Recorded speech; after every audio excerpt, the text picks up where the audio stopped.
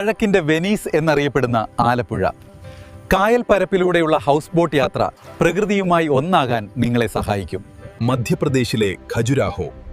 കല്ലുകളിൽ കവിത വിരിച്ച ഇവിടുത്തെ ശില്പചാതുര്യം ലോകപ്രശസ്തവും ചരിത്രപ്രധാനമുള്ളതുമാണ്. മേഘാലയയിലെ living root ബ്രിഡ്ജുകൾ.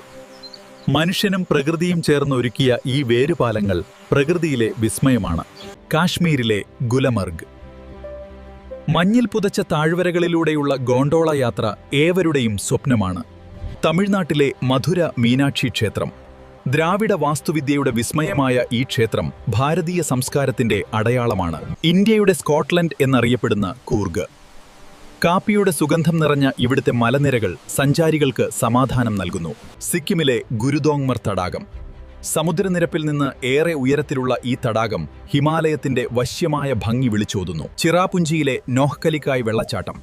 പ്രകൃതിയുടെ വന്യമായ ഭംഗി നിറഞ്ഞു നിൽക്കുന്ന ഈ പ്രദേശം ഇന്ത്യയിലെ ഏറ്റവും മികച്ച കാഴ്ചകളിൽ ഒന്നാണ്. ഗുജറാത്തിലെ കച്ച് ഉപ്പുപാടം.